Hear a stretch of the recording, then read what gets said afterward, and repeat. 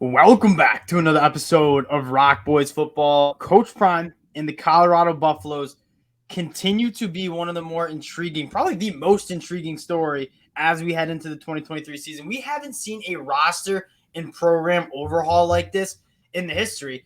And what's allowing Coach Prime to do this is how talented and how many good football players there are in the transfer portal. You saw him get really aggressive in the winter. He's doing it he's doing it just as much here in the spring. And the last 72 hours have been tough for Colorado in terms of losing a lot of these players, but they're starting to get a lot of guys coming in. The latest two, Derek McClendon coming in from Florida State and Brandon Grant coming in from Florida State. Two guys that played a lot of football for Florida State. You talk about reshaping this 2023 roster for Colorado. These are two guys that are going to provide depth and talent at this position. Now, again, before we get into it, just want to say thank you to you guys, especially the Colorado fans and the fans that are just intrigued as we are about Coach Prime and the Colorado takeover. It's been an absolutely wild storyline. We're going to break it down a little bit. Dill, I'm going to start with you, though. What's your early take on what Coach Prime is trying to do with Colorado here?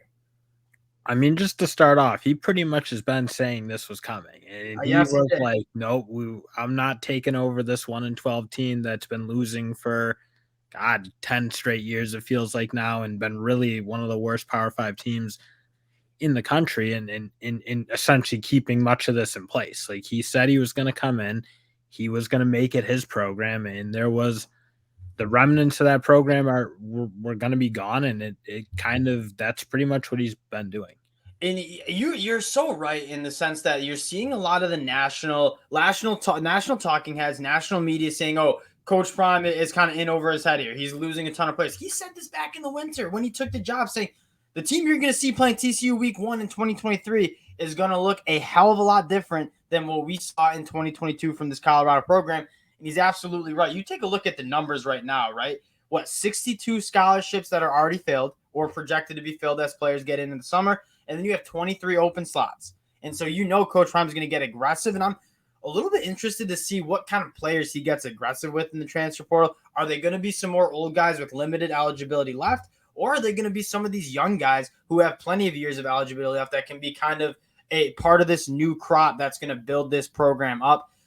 The matter of fact, though, is that you take a look at what's available in the transfer portal, like a guy like Derek McClendon, a guy like Brandon Gant, I should say, who, like Derek McClendon, started games at Florida State. Brandon Gant was their best special teams player. Like, these guys are good football players that find themselves in the transfer portal looking for more opportunity. This is feasible for Coach Prime to kind of like reshape this whole program and roster heading into 2023. And I do think it's definitely like you can definitely fill a team out. That there's no question about that. I think the people saying like, oh, what are they even going to have trotting out there and so forth. At the end of the day, it's like you couldn't have really been much worse. So I don't think he's taking a huge risk in turning this program over like he is. And he pretty much turned the whole thing upside down. Because at the end of the day, they were what they were. They were the worst Power 5 team.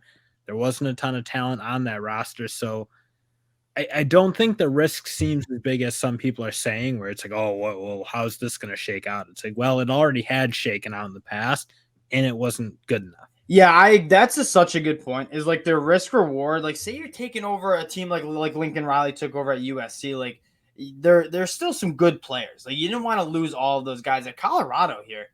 Like, what do you risk? Like, if you kept the status quo and just brought in Travis Hunter and Deion Sanders and maybe a couple other good transfers, like, that team's probably still only winning 2, 3, 4 games at the most.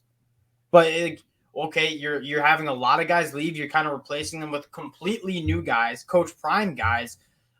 If it doesn't work, you win 3 games. If you stayed the status quo, you're still only going to win 3 games. So I agree. Like, the reward is so much bigger than you got to take this risk if that's 100%. What you want to call it. You had to shake the tree. You had to do something, and he's certainly doing it.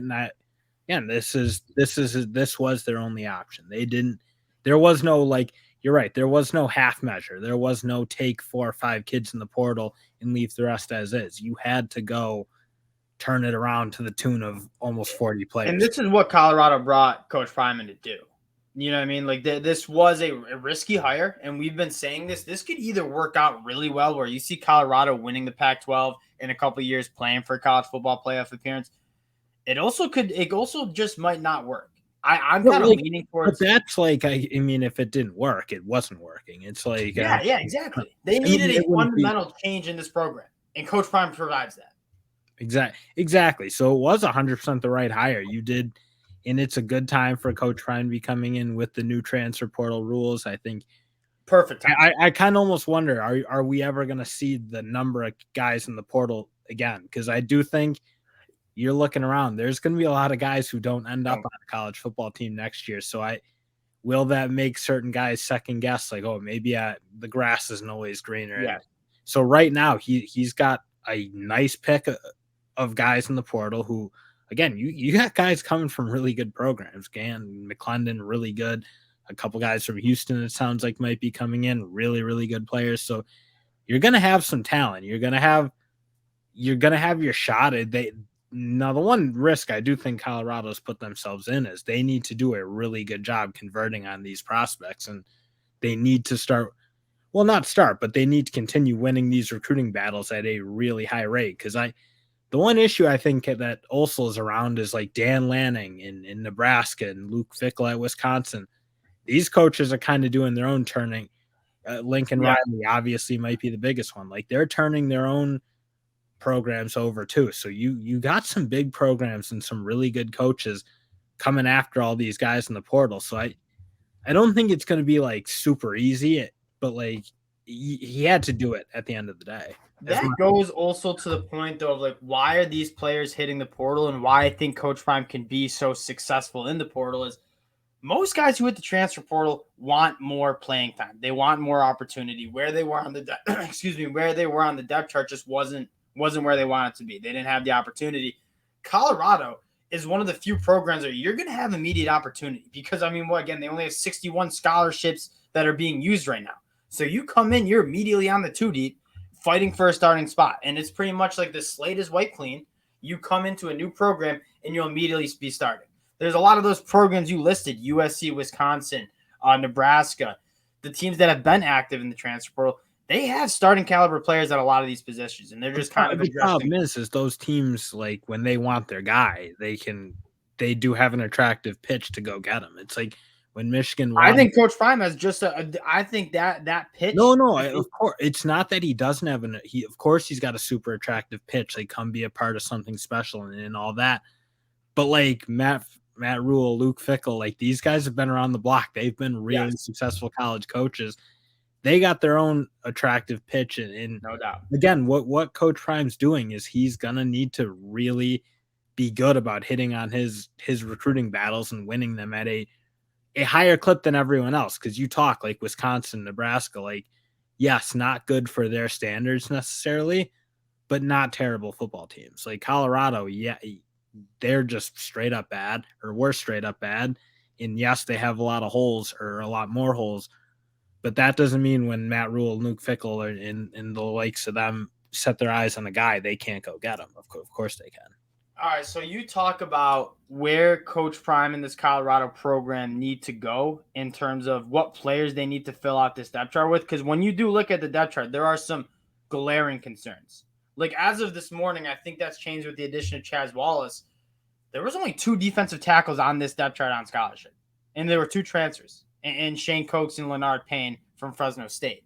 And so there are certain spots where Colorado needs to address. So you cannot go into a season with 2 or 3 or 4 defensive tackles. You need more depth at that position. I'm looking at defensive line. I think they need to address that. You look at quarterback. Deion Sanders is your starting quarterback for at least one more year. I would think it might be 2. I'd be surprised if he's a one and done at Colorado. The offensive line looks not surprisingly good, but solid. The wide receiver and playmakers, it's there. Now on the defensive side of the ball, and I think if you watch the spring game, that's where you need to attack. Like you need some Power 5 starting caliber players to come in, especially on the defensive line. Any other positions that you think Colorado kind of needs to address after watching that spring game? They got, I mean, what do they got? 24 open scholarships to use. I mean, I still think at the end, like their offensive line, I would be really surprised if they don't add 3 or 4 more guys at least.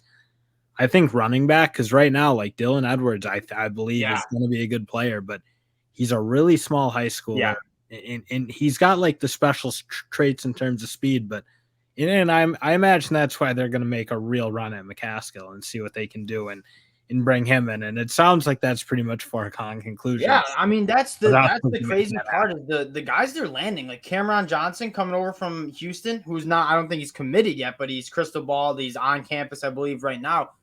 That's an all conference left tackle that almost every Power Five team in the country would take. And you're gonna win that, that recruitment.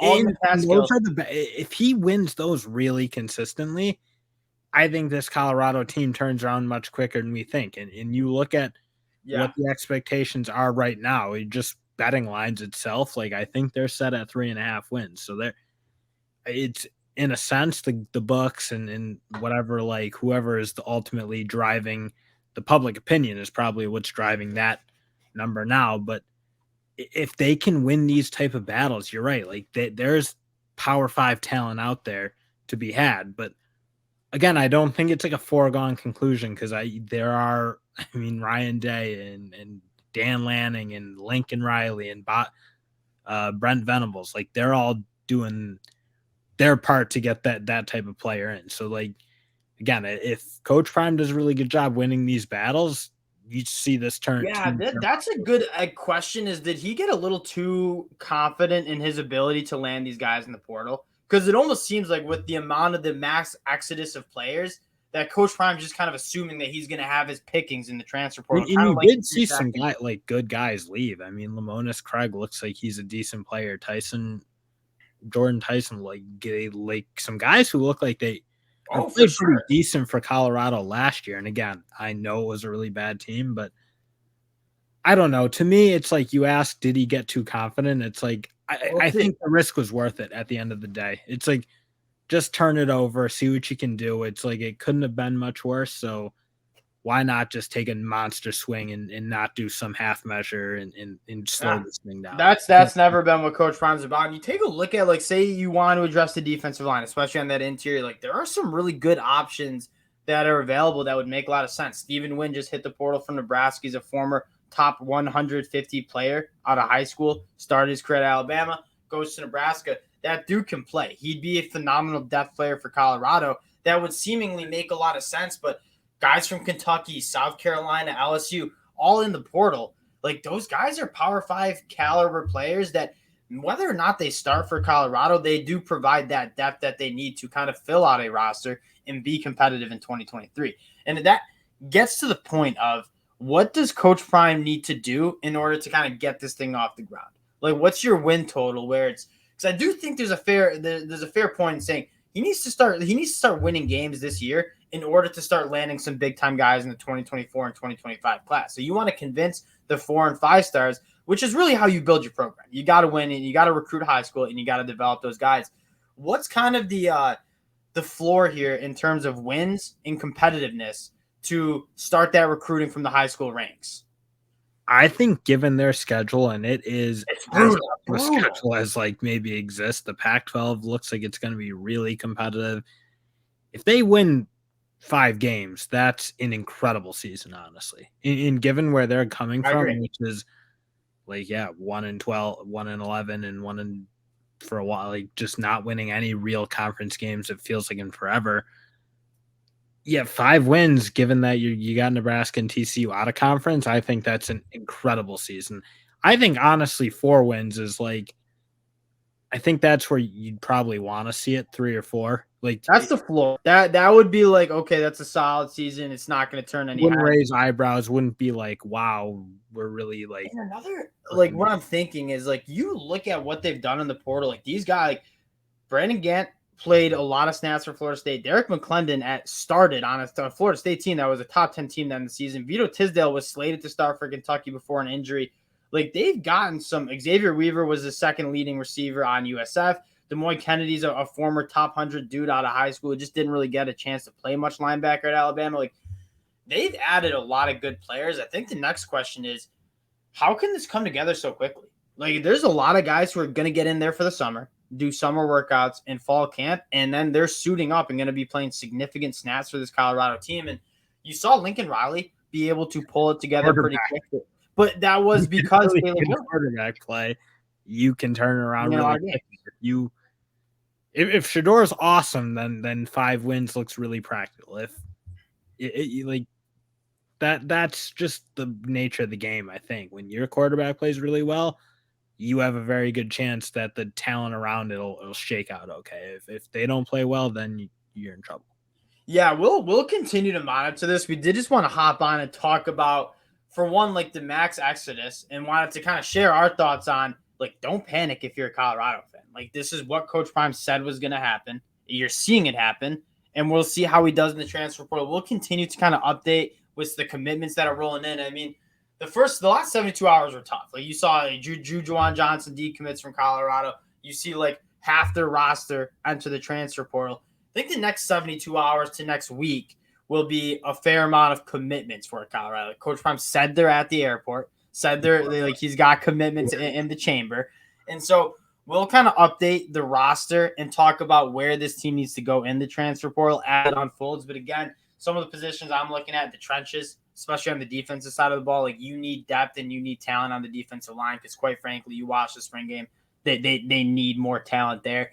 We'll keep you guys updated. Again, if you do enjoy the content, consider subscribing to the channel. Can't thank you guys enough for all the support you guys have shown, and we'll talk to y'all later. Peace.